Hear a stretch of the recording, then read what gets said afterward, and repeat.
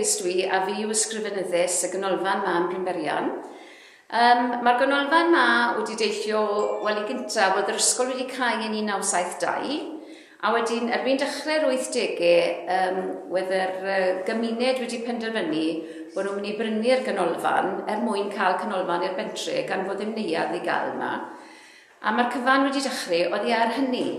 Dros y blynydde, mae llawer iawn o bethau wedi cael ei wneud i'r Canolfan, lot o welliantau, a i ni'n treol cynnal gwahanol bethau ar adegau o'r flwyddyn, ac ar y cyfan, mae'n pwyllgor bach i ni wedi bod yn ffodus iawn o'r gefnogaeth i ni wedi cael dros y blynydde, mae rai gweithgar iawn wedi bod wrthi, ac i ni'n falch iawn o hynny, a bod ni yma o hyd heddi a bod ni'n treol cadw fynd a wneud popeth gallwn ni.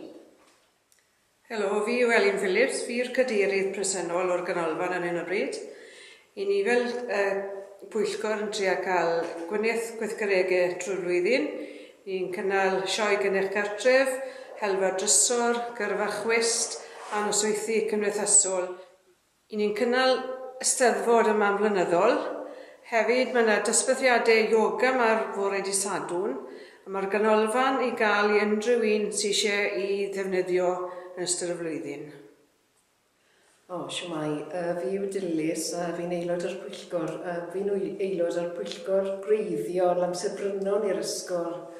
Yn y cyfansoddiad ar y dechrau, fe benderfynodd y pwyllgor bod y cyfarfodydd yn cael ei cynnal trwy'r Gymraeg.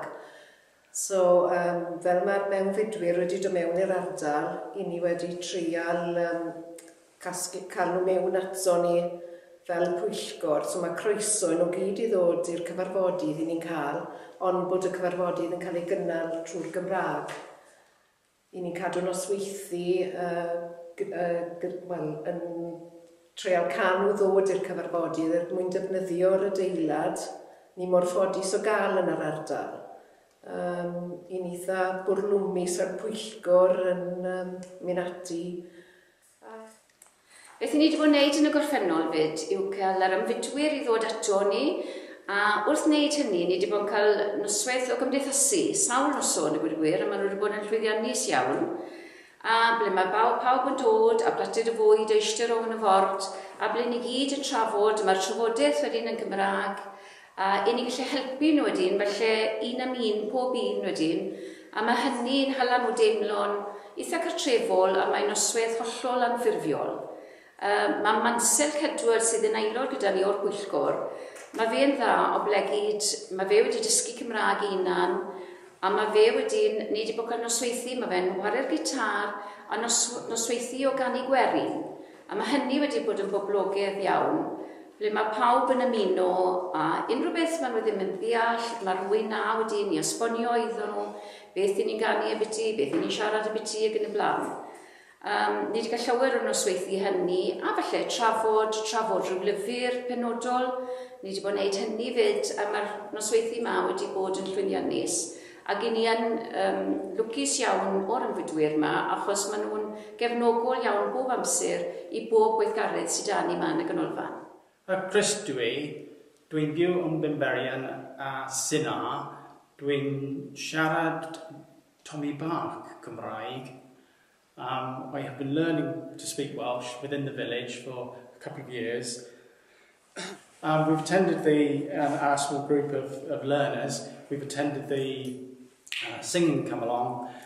That's been a dual in English and Welsh, which we find a great deal of use in actually getting used to speaking or singing along with the Welsh language. There is also the carols that we come to every year, and again a lot of that is in Welsh, and that gives us a lot of help.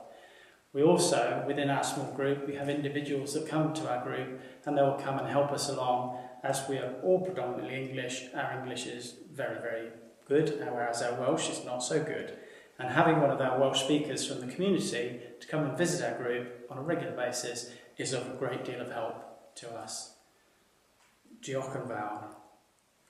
Shwmae, dwi byw yn Brynberian a 25 blwyddyn. Dwi dysgu Cymraeg a 5 blwyddyn hall. Gyda my neighbours, our committee have helped us dysgu Cymraeg. We had a taster session for 6 weeks, and then we did a course mynydd. We are able to now go into the community and siarad our ffrindiau, our neighbours, and at social evenings which the committee hold in the hall, we are able to understand some and siarad some Welsh with pobl a village. Culture of the people who have gone before, and to enjoy seeing the Welsh culture and heritage into the community and into the new people coming into the community, and encourage them to learn Welsh as well. And also, it's very nice to see the young people joining in to all the social events we have. Fel Canolfan, i ni'n heiddi ennill y Gwobr, oherwydd... A mae gwaith caled i ni'n wneud fel cymdeithas i hybu'r iaith Gymraeg. I ni'n croesawu'r mewnfudwyr i'n plith. A i ni'n eitha hapus bod llwyddiant mawr yn mynd i ddod to, i ni'n gefnogol iawn, a fydd y mewnfudwyr yn teimlo'n hapus yn ein plith, a fydd y Ganolfan yn mynd o nerth i nerth